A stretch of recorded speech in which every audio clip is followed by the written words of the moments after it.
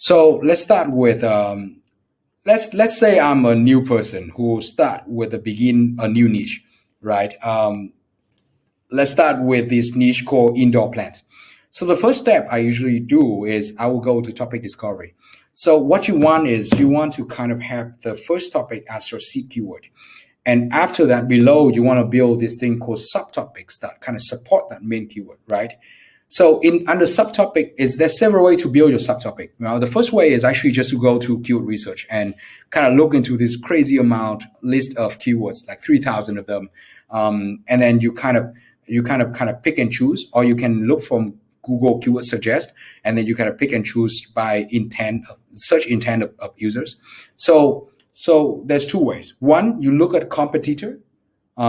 You look at all of the topics that your competitor are writing about regarding that topics, and from that you build your subtopics. So you have a couple of subtopics, and then another one is you go into Google keyword database, which is the intent and the search intents and everything that from the user itself using Google for them to search, and from there you kind of derive your subtopics. So two ways, right? One is competitor, and another one is this. A lot of the time is they align to each other because your competitor may have done all that research in order to come up with the topics that they have. But what I suggest is you start with topic discovery and then start to kind of view through the whole competitor analysis and see through what are they doing with what are they writing about in regard to this keyword main topic. So let's start with topic discovery. So I already did the indoor plants over here. So let's click on it. So you'll be able to see now everything that was sort by order by relevancy. I usually go for a search volume at the beginning just to want to see like, okay, which topic that actually relate to the indoor plants that has the highest amount of search volume, meaning that amount of people search intents that actually go into it. So now you have the first topic pop up is fig plants, right? Okay, now you get fig plants, indoor succulents, you got indoor ferns, you got snake plant water, small indoor plants. And so you just kind of read through and then have a view. So you start seeing more snake plant coming up, right? Indoor bamboo, aloe vera, indoor herbs, planter indoor plants, snake plants again, and you have snake plant poisonous, snake plant toxics, and then you kind of more snake plants online. And so from there, you kind of like, okay, form a view over your competitor analysis. So people, when they start writing about this topic, indoor plants, a lot of them talking about snake plants. So that could be your first subtopic, right? So same thing can be applied to fig tree over here. So fig tree, fig plant, that's when you kind of form, okay, that's the second subtopic I could actually look into, right? And so you're like, okay, let's look at fig snake plants and what they have. So this one, fig snake plants water. Snake plants water, and then you kind of look through the headlines. You see the relevancy score; it's quite high, and you're like, okay, this is quite cool. I want to add this into a list called snake plants, for example, which I kind of did already. Snake plant toxic, so you can just add in here if you want, add, and that's it. So from indoor plants, now you have a subtopic called snake plants. This thing you can just note on a notepad besides, right? So you start with indoor plants. You also have a bunch of idea with it, but we'll leave that for later because that's the main seed topic.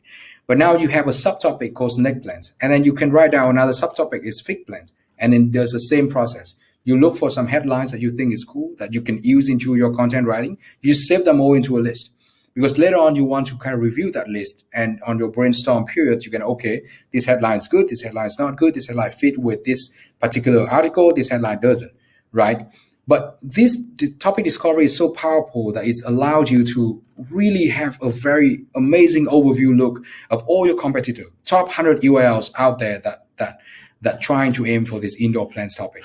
So you look through and you kind of have that bunch of other things that you can kind of get that set by priority. So you have like snake plants as the first priority, and then you have fig tree, and then you have feng shui, you have indoor grass, whatever, and then you have some of the topic that kind of lay out. So once you have that topic, what you're going to do is you go into Keyword Explorer, right? So what I do is when I go in there, first thing, I just go with the seed keyword. Go indoor plants, seed keyword, you got this the total search volume go up to 165,000. You know, a lot of time I actually don't even look for this data. Because to me, it's you want to go directly into this frame. What is the end goal of your keyword research, and what's the end goal of your content creator? Your end goal is to find the right keywords and write the right kind of content for you to rank in order for you to get organic traffic, right? Organic traffic, organic traffic, organic traffic. That's the end goal. So from organic traffic, you gain more views, you gain more sales, you convert people, and whatever. That's your funnel, the sales funnel once you get into the website. So if that's the goal, then you want to go directly in there and look for those keywords that has the golden keyword ratio. What are those? The golden keyword ratio is to define those keywords that has very low all entitled data, right? Meaning that it has very low amount, very little amount of websites that are actually using that keyword in their title. So that's first.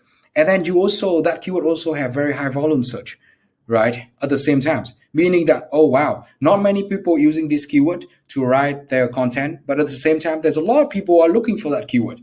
So you have the search intent, you have the volumes, and then you have the all entitled, and hence you got the KGR. We actually put in a lot of thoughts in developing our own algorithm to build this. We have to build our own class ratio, we have to build our own kind of algorithm, and our own technology.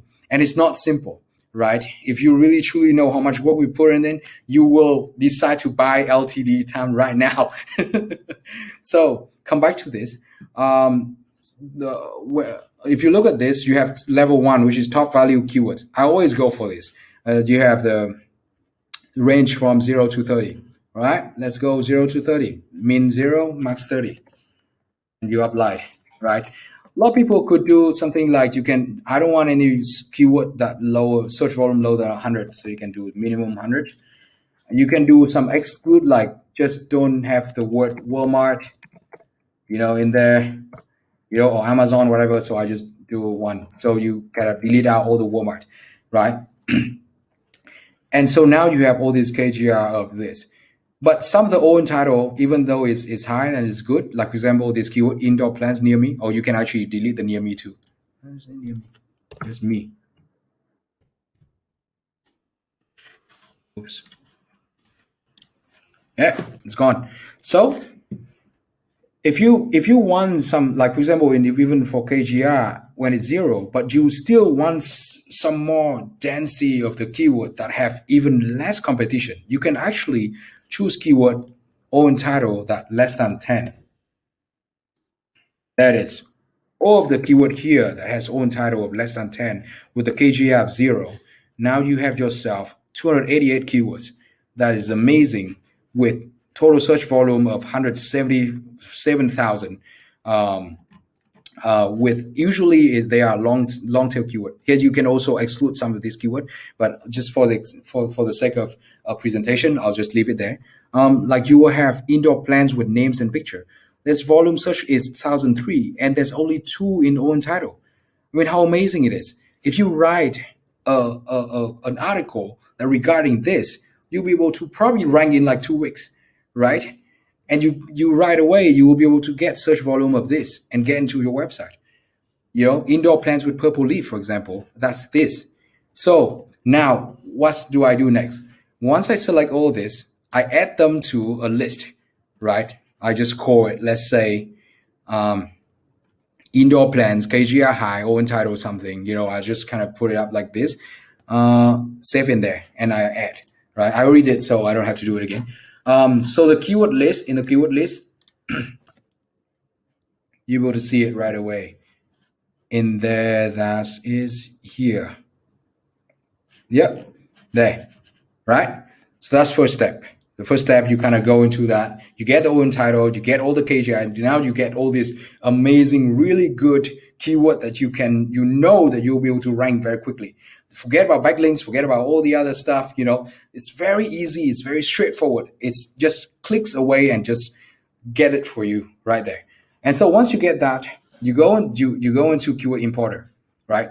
You don't have to do clustering right there with Keyword Explorer so that you don't waste your credits. Then over here, I already kind of added in here. So Here it is, the list of all, 500 keyword, because I kind of did some setting, and that was different from previous one. But this is the golden keyword ratio that I kind of set out, right? So it's all listed here. So what do I do next? I just basically cluster this into different group of keyword. Why do I do that? So I answer a few questions. The first question is, how do you find keywords that you can rank easily right away? And so you use O and title. The second question is, how do I cluster these keywords together in groups that I know that if I rank one keyword, I will rank for the rest of the keywords, right? So that's cluster. That's what cluster means. So from once you got the O and title in here, you will actually just click on cluster. And I did it already. Usually it's take a bit of computing power, so it's take a while. So I did it already. Then you'll be able to right away see these are all of the keywords that you will be able to write and use as article title. So like even unusual house plan for sales, that's something you can even write about. So indoor flooring plants year round. So see, if you take this, for example, it's a group of 4 keywords. These all 4 keywords, why do they being clustered together?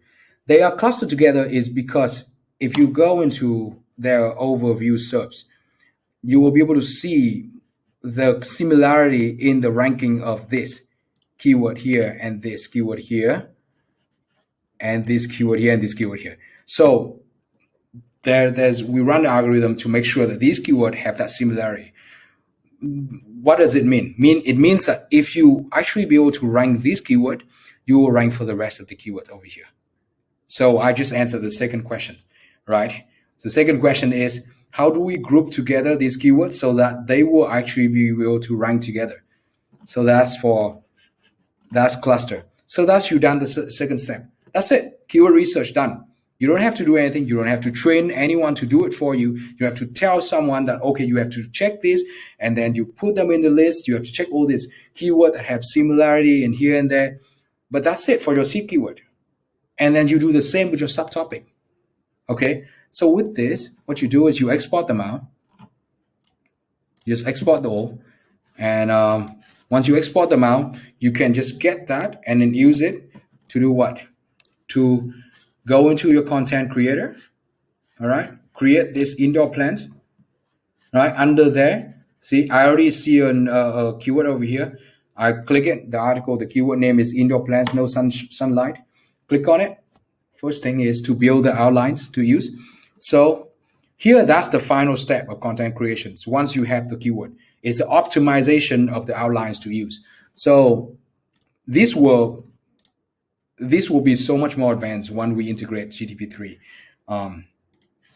So then you will be able to get in here, and then you start building your layout. You can actually look into your list, and then you see some of the headlines you already saved before, and you think, okay, this headline is great for this kind of article. My article is about indoor plants, no sunlight. So I'll write maybe,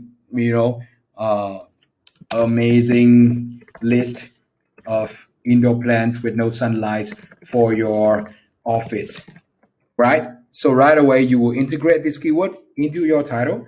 And then you do that. So then you kind of write some descriptions for it. With GTP3, we probably be able to help you do exactly this. So having this title with the keyword include, that already kind of guarantee you somewhat a way to get on top. But then you can optimize your body. You create your layout over here, just as my tutorial. And you go to keyword to include, same thing. You go to, well, a lot of people was asking, actually, I go real quickly on this one. Why do this keyword are here? So we actually based on the relevancy score and the amount of usage for each of these keyword, and we kind of gather them and put them in here in the list of recommendation. So these are recommendation lists.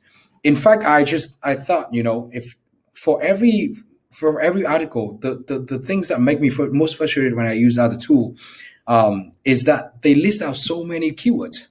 It's almost unnecessary. There's keyword that doesn't have any meaning to it. And there's no way you can ask someone to include 30 different keywords, and each of them have to be 3 to 4 times. It just doesn't make sense to us. When we write this, we just make sure we have a really good headlines, we have a really good structure, and you make sure you cover some of the very high relevance keyword. and make sure you add the keyword that you already have in your cluster in the list. You save them in the list already, and you add them in here. So then your keyword cluster are already being embedded into the keyword that must include. And sometimes you just add your own, or you go to Appsumo keyword. So these are all there for you to choose, but it doesn't mean you have to, right?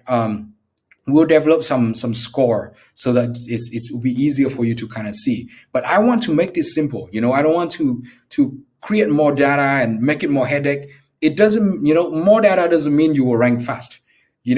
Correct data and quality data means that you will be able to rank fast. So that's our belief since the beginning. So over here you will see what's this, which is the explanation. If you don't like any of this, or if you add something that you didn't like, you can just simply click reset to default, and it will go back to the original list. All right. So once you're done with that, just save and begin writing, and that's it. So here's my questions. A lot of people was asking, is it possible to add a keyword ranker function for this? So can you let me know in the comments how much do you want that feature in our tool? It's just a simple kind of rank tracking for the things that you write. The moment you write this, you kind of want to forget about it, and you kind of want to track the movement of it in subs overview. Is it something that really make you feel like, oh my gosh, I would totally buy this if they have that feature? Or is it something just blah? Can you just let me know in the comments, and our teams can gather that feedback to kind of figure out. And also how much you like the new updates. Also, please shout out to us and let us know. We really appreciate that. If we have, if we have more data, we'll be able to kind of build a better product for you. So what I just did is a very basic workflows for the seed keyword. Now you go back and then you do the same thing with your subtopic. And so for simply indoor plants, you were able to literally create with just what we did. Maybe we have to be able to create like 60 different articles already with maybe just 2 subtopics, right? That's crazy amount. And it's so simple. You didn't have to go into backlinks or check anything. No, just simple logic, simple technology that helps you to get there very quickly. All right. So that's one workflow. Well, I'm definitely a few workflows that would fit with different kind of situation and scenario that you may have, or maybe a different kind of industry or whatnot. We're trying to build that in later. And also, once we integrate GTP3, this workflow will actually feel so much smoother, and you will feel like you don't need any other tool besides our tool. That's our goal, actually. You don't have to move anywhere. You don't have to go anywhere. Just need to kind of do everything on our tool, even your content management stuff and all that. So that's our direction. That's where we want to be.